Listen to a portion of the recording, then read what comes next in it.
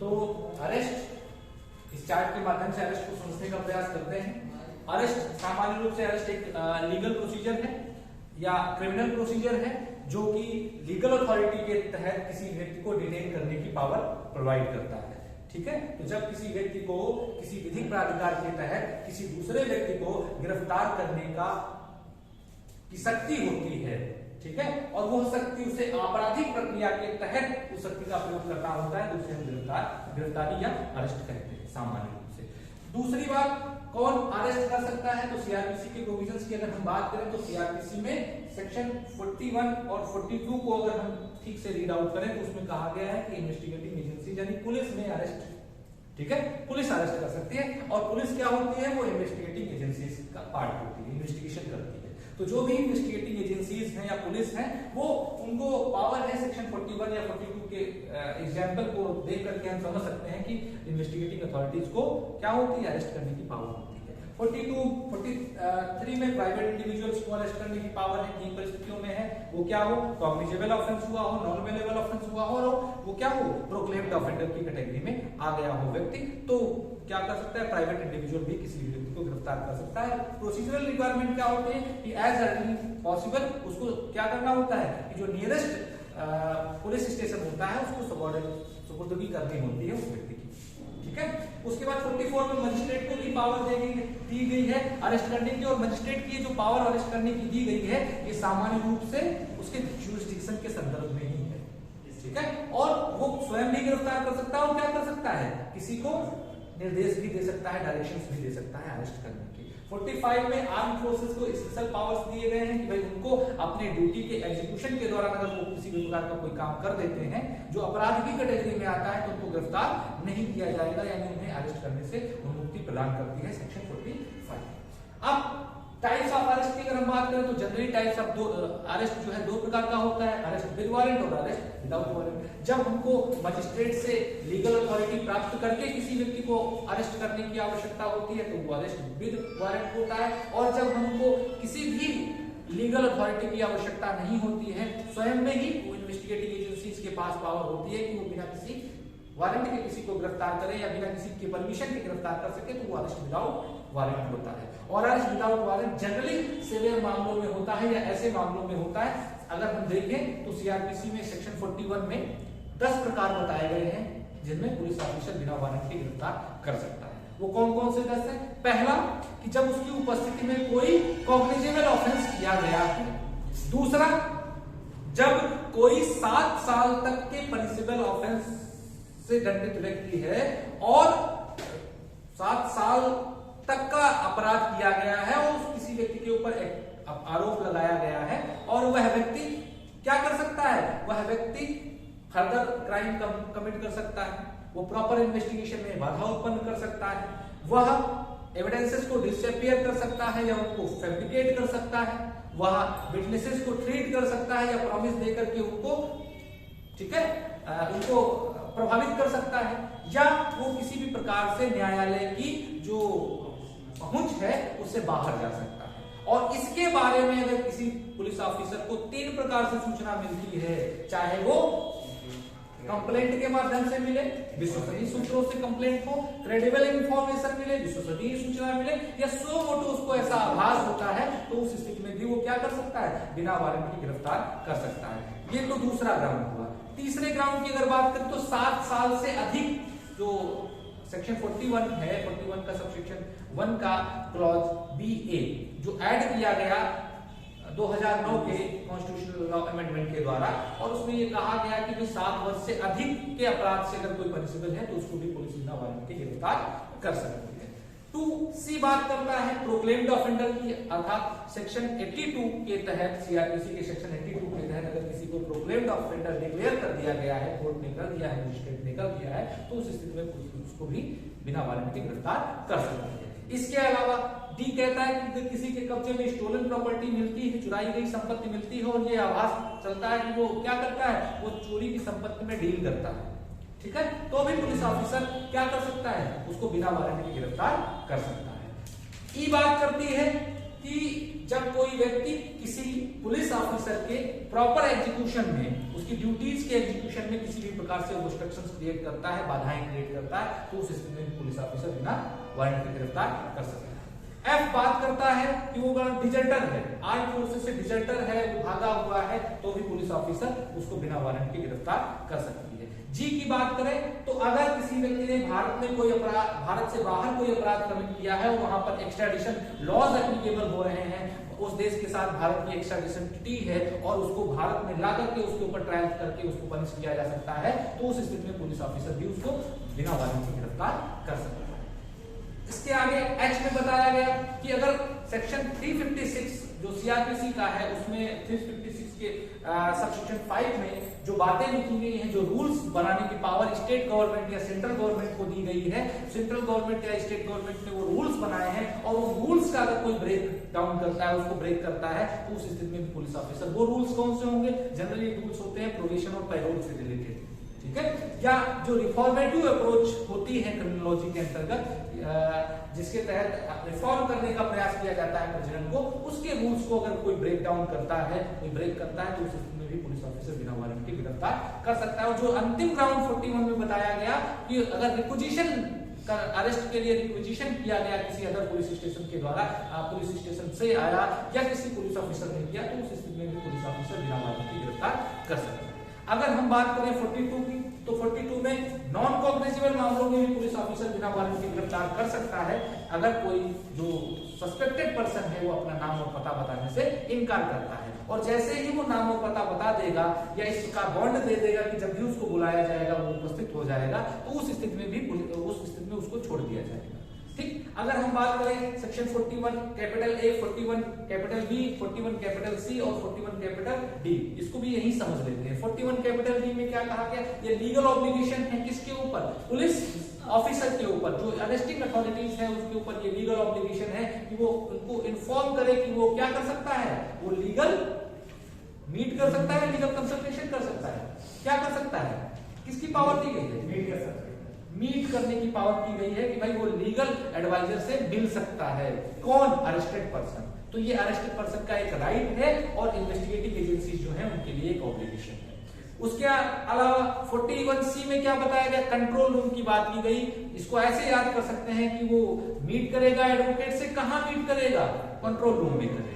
Control room में meet करेगा जब एडवोकेट आएगा, तो पुलिस ऑफिसर 41B में क्या बताएगा कि सारी जो रिक्वायरमेंट होती है, प्रोसीडिंग्स होती है, जो डायरेक्शंस होती है, मैंने उनको फुलफिल कर दिया, ठीक है। और इसके बाद 41A कैपिटल ए में जो नोटिस दी जानी चाहिए वो नोटिस भी मैंने सर्व करवा दी, ठीक है। तो ऐसे हम section 41A B C D और 42 याद कर सकते हैं। 43 में हमने बताया प्राइवेट इंडिविजुअल्स अरेस्ट कर सकते हैं, 44 में बताया मजिस्ट्रेट अरेस्ट कर सकते हैं और 45 में बताया क्या स्पेशल प्रिविलेज दिया गया है किसको? आर्म फोर्स के मेंबर्स। अब बात करते हैं कि भाई अरेस्ट किया जाएगा, अरेस्ट कैसे किया जाएगा? तो अरेस्ट जो प्रक्रिया बताई गई है, जो सामान्य प्रक्रिया है, उसमें सारी बातें तो नहीं आती हैं। 46 जब हम पढ़ेंगे तो 46 में बताया गया अरेस्ट कैसे किया जाता है। तो जनरली वहां पे बताया गया किसी के शरीर को टच नहीं किया जाएगा, हथकड़ी हैंडकफिंग नहीं किया जाएगा। हैंडकफिंग जब फोर्स का प्रयोग वो करता है तब हैंडकफिंग किया जा सकता है। ऐसा जो हैंडकफिंग न लगाने का जो रूल है वो एक केस लॉ के माध्यम से आया था, प्रेम शंकर शुक्ला वर्सेस दिल्ली एडमिनिस्ट्रेशन का। उसमें ये बात कही गई कि जनरली किसी को अरेस्ट किया जाना है तो हैंडकफिंग लगाने की या हथकड़ी लगाने की कोई आवश्यकता नहीं। अगर महिला को गिरफ्तार किया जाना है, महिला एक्यूज्ड है, फीमेल एक्यूज्ड है, तो उसमें फीमेल पुलिस, ठीक है, गिरफ्तार करेगी। और किसी महिला को सूर्यास्त के बाद, सनसेट के बाद और सनराइज के पहले अरेस्ट नहीं किया जाएगा। अगर विशेष परिस्थितियों में ऐसी आवश्यकता पड़ती भी है तो भी जो जुडिशियल मजिस्ट्रेट फर्स्ट क्लास होगा उसकी परमिशन से ऐसा किया जा सकता है। और तब भी अरेस्ट महिला को कौन करेगा? महिला ऑफिसर ही करेगी, महिला पुलिस ऑफिसर ही करेगी। इस प्रकार की प्रक्रिया की बात सेक्शन 46 में बताई गई है। अब अगर हम बात करें कि प्रोसीजर को, तो प्रोसीजर रिक्वायरमेंट को हम दो पार्ट्स में बांट सकते हैं, डिवाइड कर सकते हैं कि भाई किस आधार पे गिरफ्तार कर सकते हैं। पहला कि ऐसा प्रोसीजर जो अरेस्ट से पहले पूरा किया जाना है, और दूसरा प्रोसीजर जो अरेस्ट के बाद किया जाना है। पहले प्रोसीजर की अगर हम बात करें तो पहली उसमें प्रोसीजरल रिक्वायरमेंट यही है कि 47 में सर्च ऑफ द प्लेस, अगर जो जिस पर्सन को गिरफ्तार किया जाना है वो उसके किसी ऐसे स्थान में छिपे होने की आवश्यकता है, तो पुलिस ऑफिसर क्या कर सकता है, उस स्थान को सर्च आउट कर सकता है, सर्च करके उसको गिरफ्तार कर सकता है कि अगर वो वहां पे मिल जाता है। अगर पुलिस ऑफिसर ने वहां पे सर्च किया और वो निकल के वहां से भाग गया तो उसको क्या कर सकता है, सेक्शन 48 में पावर दी गई कि उसको परस्यू कर सकता है, परस्यूट कर सकता है, उसका पीछा कर सकता है, जहां उसको पकड़ पाए वहां तो उसको गिरफ्तार कर लेगा। इसके अलावा अगर हम बात करें कि भाई सेक्शन 49 क्या बात करती है, तो सेक्शन 49 कहती है कि नो अननेसेसरी रिस्ट्रेंट, ठीक है, किसी भी प्रकार का अनुचित जो है वो प्रेशर या अनुचित प्रतिबंध उसके ऊपर नहीं लगाए जाएंगे, किसके ऊपर, जो गिरफ्तार किया गया। अर्थात ये हमारा क्या है, आफ्टर द अरेस्ट का प्रोसीजर है जो सेक्शन 49 में बताया गया है। आफ्टर द अरेस्ट ये इंश्योर करना है पुलिस ऑफिसर्स को कि अननेसेसरी रेस्ट्रेंट नहीं दिया जाएगा, जैसा कि केस अभी हमने बताया था, कौन सा, Delhi judicial services authority versus state of Gujarat में सीजीएम को क्या किया गया था, अननेसेसरीली उसको ड्रिंक पिलाया गया था, ठीक है, जिसको लेकर के सुप्रीम कोर्ट ने कड़ी चेतावनी जारी की थी और कहा था कि इस प्रकार की चीजें बर्दाश्त योग्य नहीं है, ठीक है, सहनीय योग्य नहीं है। इसके अलावा सेक्शन 50 अगर हम बात करें, सेक्शन 50 बात करती है उस राइट्स की बात करती है, राइट्स ऑफ एक्यूज्ड पर्सन की, राइट्स ऑफ अरेस्टेड पर्सन की। तो राइट्स ऑफ अरेस्टेड पर्सन की बात अगर हम बात करें और उसको साथ कंपाइल भी हम पढ़ें, DK Basu versus state of West Bengal का केस और Anish Kumar versus state of Bihar का केस 2014 का केस था, वो 1997 का केस। इन दोनों केसेस को अगर हम सेक्शन 50 और आर्टिकल 22 जो इंडियन कॉन्स्टिट्यूशन का आर्टिकल 22 है, इन दो प्रोविजंस को और इन दो केस लॉज को अगर साथ में रीड आउट करें तो हमको मिलेगा कई सारे राइट्स जो हैं वो किसको मिले हुए हैं, एक्यूज अरेस्टेड पर्सन को मिले हुए हैं। उसमें पहला राइट यही है कि right to know the grounds of arrest, कि किस लिए गिरफ्तार किया जा रहा है ये जानने का अधिकार। दूसरा कि राइट टू बेल, क्या उस मामले में राइट टू बेल एग्जिस्ट करता है या नहीं करता, और अगर करता है तो कैसे बेल मिलेगी, ये भी जानने का अधिकार बताया गया है। प्रॉपर आइडेंटिफिकेशन होगी पुलिस ऑफिसर की, पुलिस ऑफिसर प्रॉपर यूनिफॉर्म में होगा और अपने जो आईडी कार्ड होगा उसको प्रॉपर लेकर के वहां पे जाएगा। ये बात प्रोविजंस में नहीं, ये केस लॉ की गाइडलाइंस के तहत आएगी, ठीक है, जो डीके बसु और अनिश कुमार का केस आप पढ़ोगे तो उसमें मिलेगा। इसके अलावा लीगल एडवाइजर से कंसल्ट करने का अधिकार, कंसल्टेशन का अधिकार, ये भी वहां से आया। और अगर वो उसके पास लीगल एडवाइजर नहीं है तो ये भी इन्फॉर्म करना, state of Sheela Bagchi versus state of Maharashtra के केस में कहा गया कि अगर उसके पास लीगल एडवाइजर नहीं है तो वहां पर क्या किया जाएगा, पुलिस ऑफिसर ये भी इन्फॉर्म करेगा उसको कि आप क्या कर सकते हो, आपको स्टेट प्रोवाइड करा सकता है लीगल एडवाइजर। 303 सेक्शन 303 जो है सीआरपीसी का के तहत, ठीक है, या फ्री लीगल एड का जो कॉन्सेप्ट है आर्टिकल 39 के तहत उसके तहत। तो ये वाली बात भी कहां से निकल के आई, ये वाला राइट भी कहां से निकल करके आया, ये भी कहां से निकल के आया, ये भी केस लॉ के निकल के आया। तो जब राइट्स ऑफ अरेस्टेड पर्सन की बात करेंगे तो राइट्स में बहुत सारी बातें केस लॉ के से निकल करके आई हैं जो हमारे प्रोविजंस में मिल सकते हैं, ठीक है। अननेसेसरी टॉर्चर नहीं किया जाना चाहिए, ठीक है, हुसैन खातून वर्सेस स्टेट ऑफ बिहार का केस, ठीक है, Joginder Kumar versus state of UP का केस बताया, ये भी case rights of arrested person से रिलेटेड है। तो जब राइट्स ऑफ अरेस्टेड पर्सन की बात करेंगे तो बहुत सारे केसेस आ जाएंगे, लेकिन हम यहाँ पर बात कर रहे हैं आफ्टर द अरेस्ट प्रोसीजर। तो आफ्टर द अरेस्ट प्रोसीजर में कुछ बातें हमने लिखी है, right to know the grounds of arrest, right to bail, right to consult legal advisor और right to free legal aid. तो जब सेक्शन 50 और आर्टिकल 22 को और सेक्शन 41 कैपिटल डी और सेक्शन 50 कैपिटल ए, जहां पर क्या बताया गया, लीगल ऑब्लिगेशंस बताई गई है इन्वेस्टिगेटिंग एजेंसीज की, अरेस्टिंग अथॉरिटीज की, और यहां पर राइट्स ऑफ अरेस्टेड पर्सन की बात की गई है। तो अगर दोनों को हम मिक्सअप करके पढ़े तो दोनों की बातें लगभग सिमिलर है, जो एक के लिए अधिकार होता है और दूसरे के लिए वही कर्तव्य हो जाता है, ठीक। अगर हम बात करें सेक्शन 51 में, सेक्शन 51 में क्या कहा गया है, क्या कहा गया, सर्च ऑफ अरेस्टेड पर्सन, जिस व्यक्ति को गिरफ्तार किया गया है पुलिस ऑफिसर उसकी तलाशी लेगा। तलाशी किस पर्पस से लेगा, कि कहीं कोई वेपन वगैरह तो उसने अपने पास नहीं छिपा के रखा हुआ है। तो सेक्शन 51 में क्या किया जाएगा, सर्च ऑफ अरेस्टेड पर्सन होगी, और वहीं पर सेक्शन 52 में क्या कहा गया, सीज ऑफ वेपन, अगर उसके पास से कोई औजार निकलता है, हथियार निकलता है करता है तो उसको क्या कर लेगा, सीज कर लेगा। इसके बाद सेक्शन 53 कैपिटल ए और सेक्शन 54 बात करते हैं मेडिकल एग्जामिनेशन की। 53 बात करती है medical examination in general cases और 53 कैपिटल ए बात करती है medical examination in rape cases, ठीक है। और 54 मेडिकल एग्जामिनर या मेडिकल ऑफिसर्स की बात करती है कि भाई, ठीक है, मेडिकल प्रैक्टिशनर की बात करती है कि कौन मेडिकल एग्जामिनेशन करने के लिए एलिजिबल होगा, ठीक।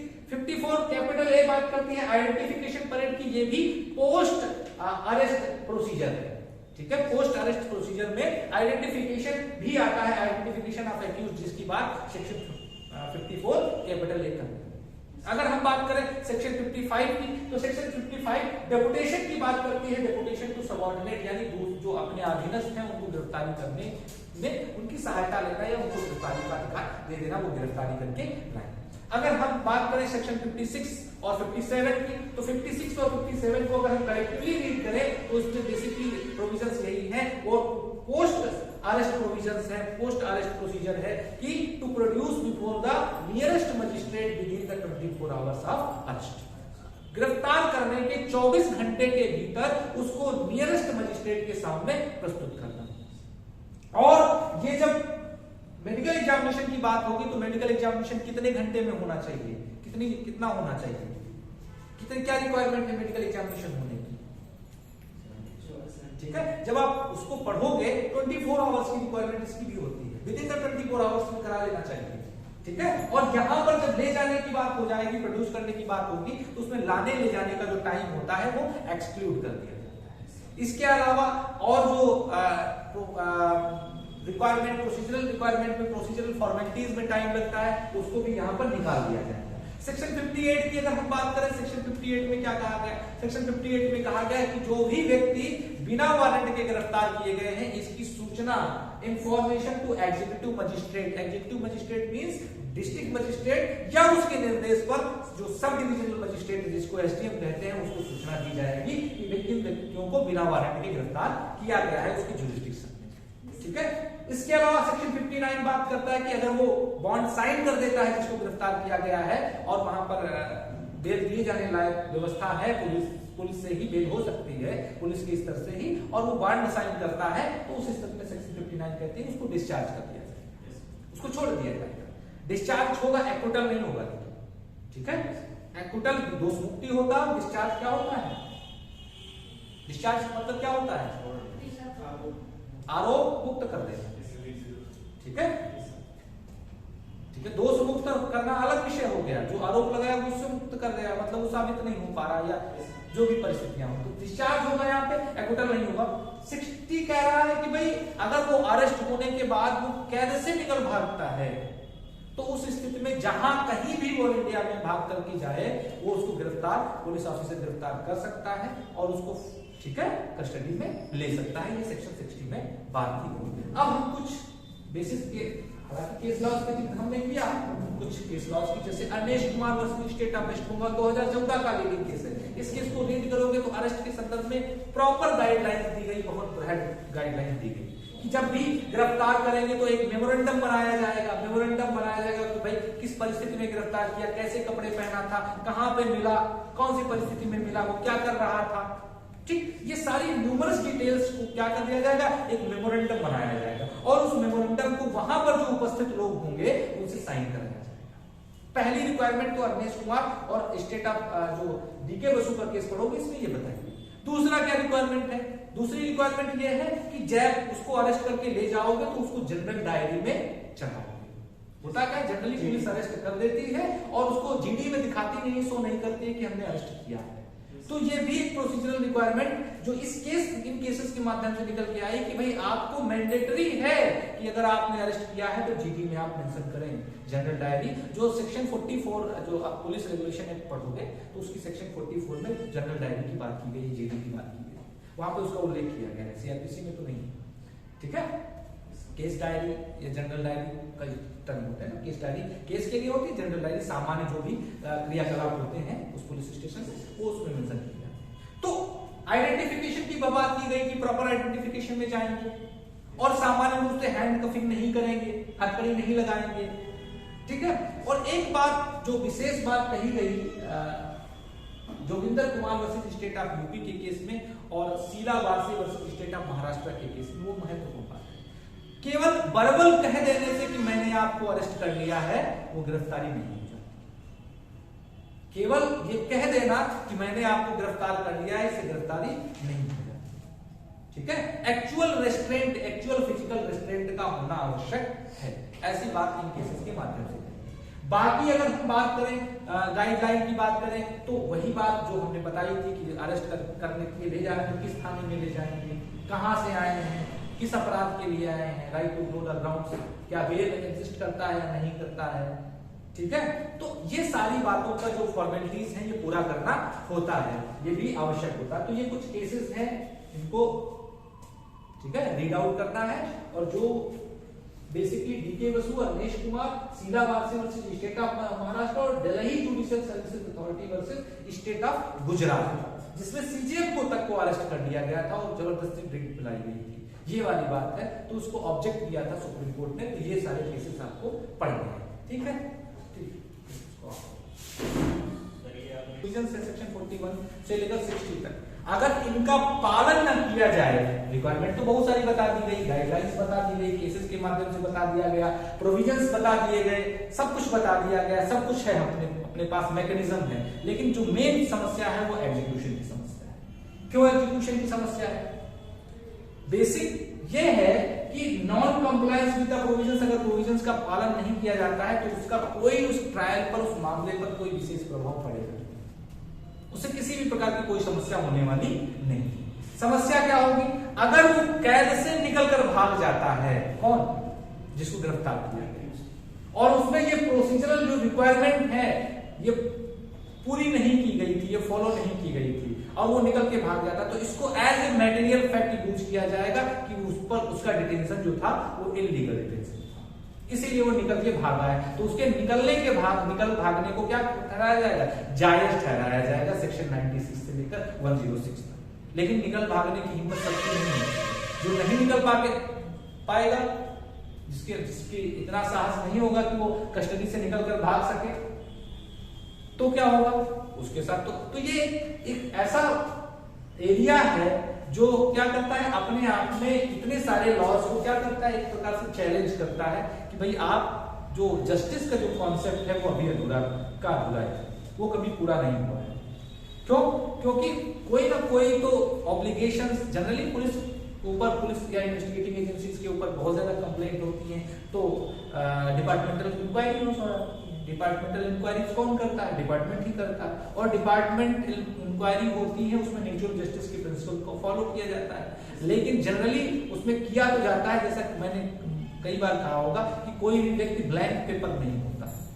ब्लैंक पेपर नहीं होता इसका मतलब क्या है कि अगर पुलिस के खिलाफ पुलिस ही इंक्वायरी कर रही है तो सामान्य बात क्या है कि वो उसको फेवर करेगी, बायस्ड हो जाएगी उसको। ठीक है, तो जनरली इस प्रकार की चीजें अगर इंक्वायरी भी होती है तो उनको क्या होना है, इसीलिए आप प्रैक्टिकल उसमें देखते होंगे कि ये सारी जो रिक्वायरमेंट है ये केवल सीआरपीसी में तो दिखाई पड़ती है, लेकिन प्रैक्टिकल उसमें बहुत रेयर दिखाई पड़ती है। क्यों? क्योंकि कोई ऑब्लिगेशन, उस प्रकार का कोई पनिशमेंट नहीं है इनका फॉलो न करने पर, इसलिए ये सारी समस्याएं आती हैं, जो प्रैक्टिकल इम्प्लीकेशंस की समस्याएं।